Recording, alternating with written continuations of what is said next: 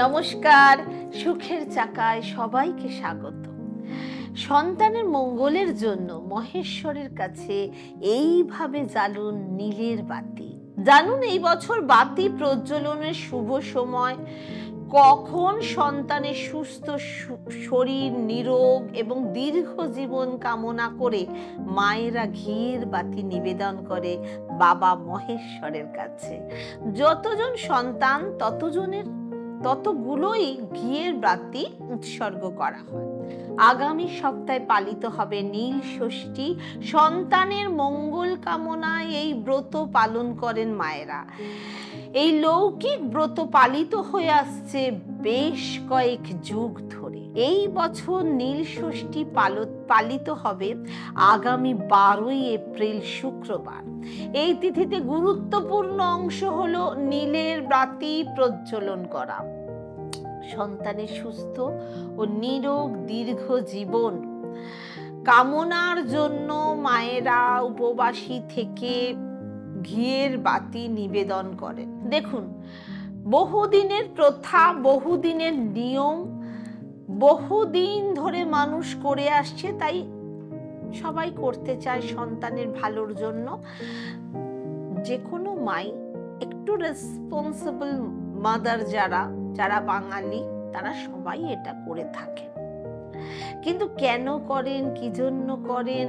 বা এই সুস্থতার জন্যই করেন। অনেকগুলো কারণ আছে। বাড়িতে পুজো করলে খেয়াল রাখুন নীল ষষ্ঠীর বাতিটা যেন, সন্ধেবেলা যে বাতিটা জ্বালাচ্ছেন, যেন রাত ভোর প্রজ্বলিত থাকে, মানে বেশি করে তেল দিয়ে আপনারা জ্বালান। এই বাতি তৈরির জন্য প্রয়োজন নতুন মাটির বড় প্রদীপ। ঘরে অনেকে পুজো দেন, ভিড় ভাট্টা পছন্দ করেন না, তাদের জন্য বললাম। এবং বাড়িতে অবশ্যই জ্বালাবেন ঘিয়ের প্রদীপ। প্রাচীন কাল থেকেই অনেকে আজকাল নীল রঙের মোমবাতিও নীলের বাতি স্বরূপ দান করছে। এই বছর নীল ষষ্ঠীতে নীলের বাতি দেওয়ার শুভ সময় হচ্ছে বিকেল 4:11 থেকে বিকেল 5:05 পর্যন্ত। নীল ষষ্ঠীর তিথিতেই আবার প্রজ্বলন করতে পারেন সন্ধে 7:23 থেকে 8:56 পর্যন্ত। এই দুটো সময় বিশেষ সময়, শুভ যোগ। এই সময় প্রজ্বলিত করলে আপনারা বেশি শুভ ফল পাবেন। বেসিক্যালি নীলের বাতি প্রজ্বলন করলে বলা হয় সন্তান নিরোগ থাকে, দীর্ঘজীবী হয়, জীবনে উন্নতি করে। এবং যেহেতু নীল ষষ্ঠীর পরের দিনই, মানে ত্রয়োদশী তিথিতে যেহেতু এটা তিথিটা মেনটেন করা হয়, এবং সেই দিন থেকেই তার পরের 3 দিন অবধি বাঙালির পয়লা বৈশাখ পার্বণ শুরু হয়ে যায়। তার পরের দিন হয় চৈত্র সংক্রান্তি, তার পরের দিন পয়লা বৈশাখ। 3 দিনই খুব শুভ মনে করা হয়। এই 3 দিনই যদি আপনারা ঘরে বিশেষ করে প্রদীপ সন্ধেবেলা অবশ্যই জ্বালাবেন এবং স্বস্তিক তৈরি করবেন। স্বস্তিকে আমি অনেক ভিডিওতেই বলেছি যে কি দিয়ে তৈরি করবেন।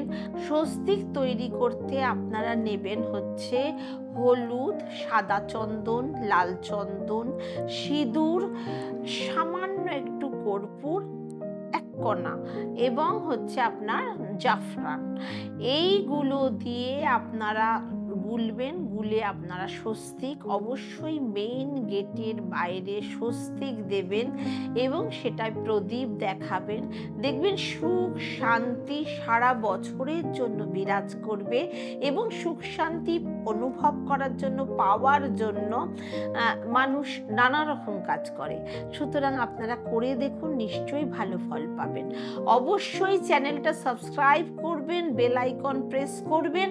আমার ওয়েবসাইট sukherchaka.com ফলো করুন এবং ওখানে আপনারা সুখের চাকার সমস্ত জিনিস, কি সুখের চাকা আউটলেটে পাওয়া যায়, সেগুলো দেখতে পাবেন। আগামী নববর্ষের জন্য আপনাদের আগাম প্রীতি, শুভেচ্ছা, ভালোবাসা এবং সবাই সুখে থাকুন সেই কামনার্থে ওম শান্তি।